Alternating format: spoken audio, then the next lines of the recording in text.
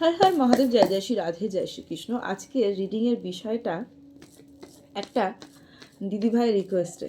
হ্যাঁ, কি বিষয়টা রিডিংয়ে? যে এই যে আমাদের মধ্যে বিচ্ছেদ, হ্যাঁ, তাদের আর কি প্রবলেম চলছে, হাজব্যান্ড ওয়াইফ, বা সেটাও বলছে গার্লফ্রেন্ড বয়ফ্রেন্ডের মধ্যেও তো প্রবলেম হয়। এই যে নো কন্ট্যাক্ট সিচুয়েশান, ব্লক করে দেওয়া, কথা না বলা, বা একই ছাদের তলায় থেকেও কথা না বলা, এখানে যে সত্যরা কাঠি করে সেটা কি পার্টনার বুঝতে পারে?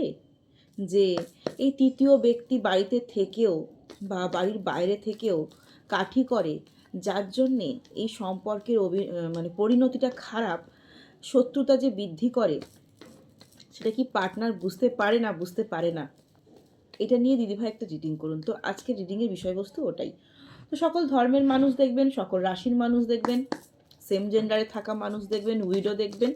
আর একটা বোনের কমেন্ট এসেছিল যে দিদি একটু আনম্যারিডদের জন্য রিডিং করে দিন না, যারা আনম্যারিড। এই রিডিং কিন্তু সবার জন্য। এই রিডিং ম্যারিড আনম্যারিড এরকম কোনো ভাগাভাগি নেই, কোনো ধর্ম বর্ণ নির্বিশেষে কিন্তু এটা নয়, এটা সকলেই যে রিডিংটা দেখতে চাইছেন, যার জন্য দেখতে চাইছেন, শুধু তার নামটা মনে মনে করবেন। এবং যেদিন আপনার হাতে ভিডিওটা পড়বে, যখন যে সময় সে আমাকে সার্চ করেই দেখুন বা অটোমেটিক হাতে পড়ে যাক, জানবেন ইউনিভার্সের বার্তা ছিল, ইউনিভার্স চেয়েছিলেন যে এই মেসেজটা আপনার কাছে পৌঁছাক, তাই আপনি ভিডিওটা দেখছেন। ওকে, তো এরকম কোনো ভেদাভেদ কিছু নেই। তো আরেকটা কথা বলে দিই, শিব কালী দুর্গা আল্লাহ ক্লেম অবশ্যই করবেন, কারণ অনেক কালকে দুটো পজিটিভ রিভিউ পেয়েছি যে দিদি এরকম এত প্রবলেম ছিল, পজিটিভ এসছে। তো অনেকেই ভাবছেন যে ক্লেম করব না, ক্লেম করলে আমার একটা কমেন্ট বেড়ে যাবে, তো আমার অনেক, হ্যাঁ দেখুন, আপনারা একটা ক্লেম করলে নিশ্চয়ই আমার কমেন্ট বাড়বে, এটা বাস্তব কথা, এটাতে কোনো রকম নাটকবাজি কিচ্ছু জিনিস নেই। হ্যাঁ, কমেন্ট করলে আমার একটা কমেন্ট বাড়বে বা আমার একটুখানি গ্রোথ হবে, সমস্ত কিছু। কিন্তু দেখুন, আপনাদের তো কিছু পজিটিভ হবে, শুধুই কি আমার লাভ হবে? আপনাদের কি সত্যি কোনো লাভ হবে না? তো এই যারা কমেন্ট করতে থাকেন, যারা রিডিং নিতে পারেন না, তারা অনেকেই কালকে দুজন এরকম আমাকে ফোন করেছেন যে দিদি অনেক পজিটিভ পেয়েছি, ক্লেম করতে করতে অনেক পজিটিভ। তাই বলছি, এই ক্লেম করলে আমার এটা হবে, এটা না ভেবে আপনি নিজের ভালোর জন্য করুন।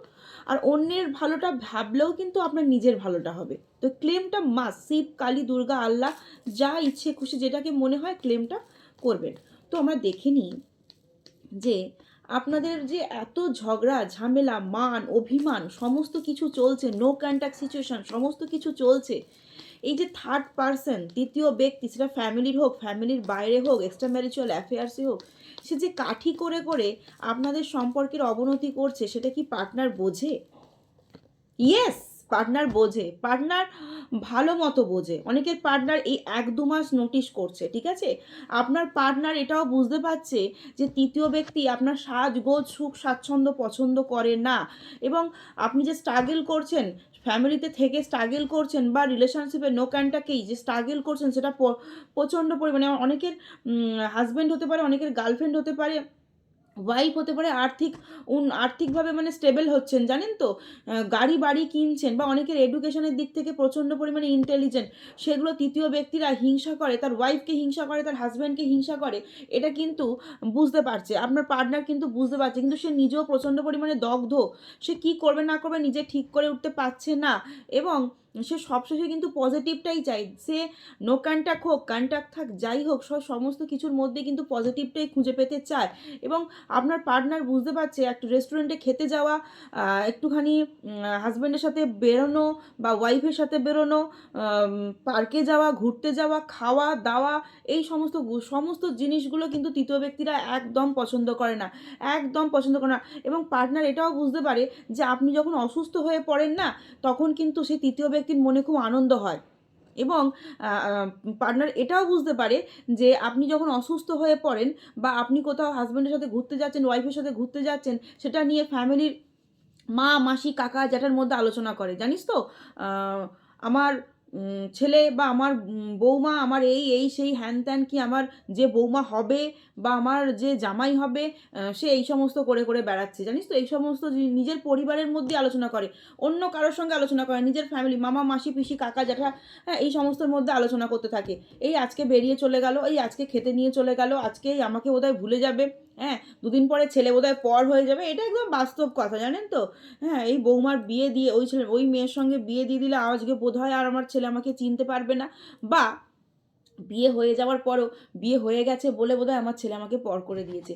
এই আপনার ভালো খাওয়া, আপনার ভালো ঘোরা, আপনার ভালো পড়াতে এই সমস্ত জিনিসগুলো কন্টিনিউ চলতে থাকে, ওকে?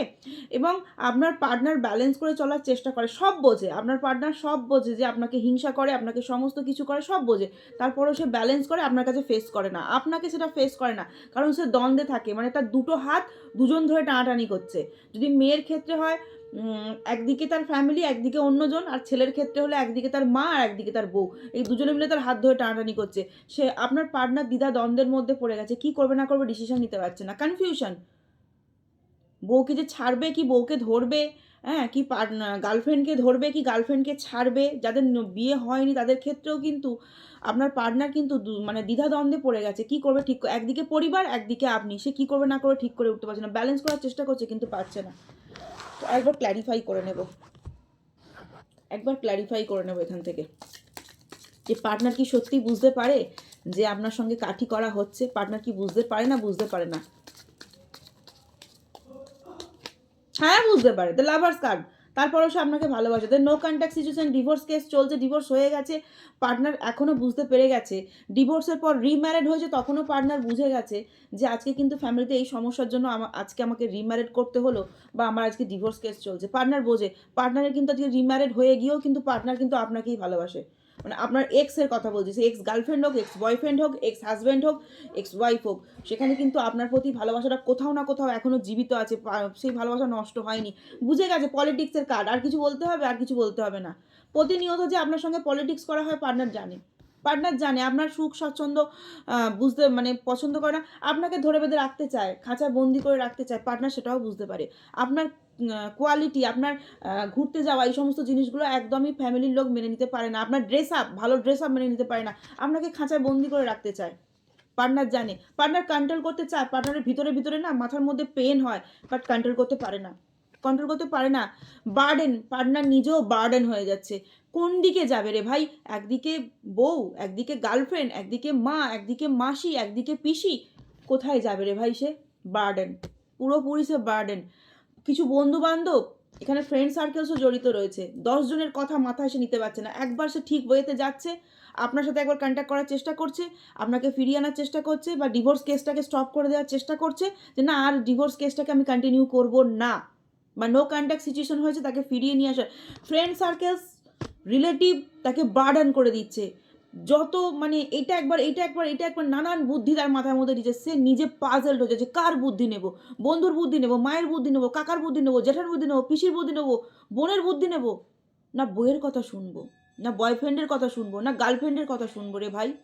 সে বার্ডেন, পুরোপুরি বার্ডেন, পারছে না, আর সে পারছে না, সে সব পরেও আপনাকে জড়িয়ে ধরতে চাইছে, সে তার পার্টনারকেই জড়িয়ে ধরতে চাইছে, দিন শেষে অ্যালোননেস, দিন শেষে একাকিত্ব, মা মাসি পিসি কাকা খুড়ি বন্ধু বান্ধব আত্মীয় স্বজনের চক্করে সে পাজেলড হয়ে যাচ্ছে, সে আর পাচ্ছে না নিতে, ব্রেন তার হ্যাং হয়ে যাচ্ছে, দিন শেষে সে একাকিত্ব, তার পরিবারের লোক সেটাও বোঝে না তার পরিবারের লোক ভাবে আমাদের বুদ্ধিটাই সব, আমাদের জুলুমবাজি, আমি মানুষ করেছি, আমি মাসি আমি মানুষ করেছি, আমার বুদ্ধিটাই নিতে হবে, তোমার কি দিন শেষে হয় তার বোঝার দরকার নেই। আমাদের মানে কি বলবো, আমাদের রাজত্ব, আমরা যেহেতু সিনিয়র সিটিজেন, আমাদের রাজত্বই চালাতে হবে, তোমার কোনো কথা, তোমার বইয়ের কথা, তোমার গার্লফ্রেন্ডের কথা, তোমার বয়ফ্রেন্ডের কথা আমাদের শোনার কোনো ইচ্ছে নেই, আমরা যেটা বলছি তুমি সেটাই করো। আর একজন কিছু আছে মায়ের বাবু, তারা জীবনেও কোনোদিন এখান থেকে বেরিয়ে আসতে পারবে না, সে ঝুলে রয়েছে সমস্ত দিক থেকে, জোকারের মতো ঝুলে রয়েছে, যে জোকার, দিন শেষে সে জোকার, অ্যালননেস, একাকিত্ব, জোকার হয়ে রয়েছে, বাট সে কিছুই করতে পারবে না, লেজিনেস হয়ে যাচ্ছে, কর্মে অলসতা এসে যাচ্ছে, কাজে অলসতা এসে যাচ্ছে, সাইলেন্ট, দিন শেষে সে চুপচাপ, পরিবারের কথাতে, সিচুয়েশান, বন্ধু বান্ধব, সমস্ত জিনিসের দিন শেষে সে সাইলেন্ট, চুপ হয়ে যাচ্ছে, 1176 হর হর মহাদেব, শিবকালী, দুর্গা, আল্লাহ ক্লেম করতে কেউ ভুলবে না। বর্তমানে এইগুলোই চলছে। ইউনিভার্সের আজকে যে মেসেজগুলো আসলো, এগুলো আমার কোনো গাঁজাখড়ি গল্প না। ইউনিভার্সের মেসেজ, যারা ট্যারো বোঝেন তারা জানেন ট্যারো কত স্ট্রং। আগামী 2 বছর পর ট্যারো কোথায় চলে যাবে মানুষ বুঝতে পারবে না। ট্যারো ছাড়া মানুষ কিছু বুঝবেই না। এগুলো কোনো গাঁজাখড়ি গল্প নয়। যারা জানেন, যারা সায়েন্স জানেন, তারা একটু সার্চ করে দেখবেন যে ইউনিভার্সের বার্তা কী। তাই 1176 হর হর মহাদেব, শিবকালী, দুর্গা, আল্লাহ ক্লেম করতে কেউ কিন্তু ভুলে না।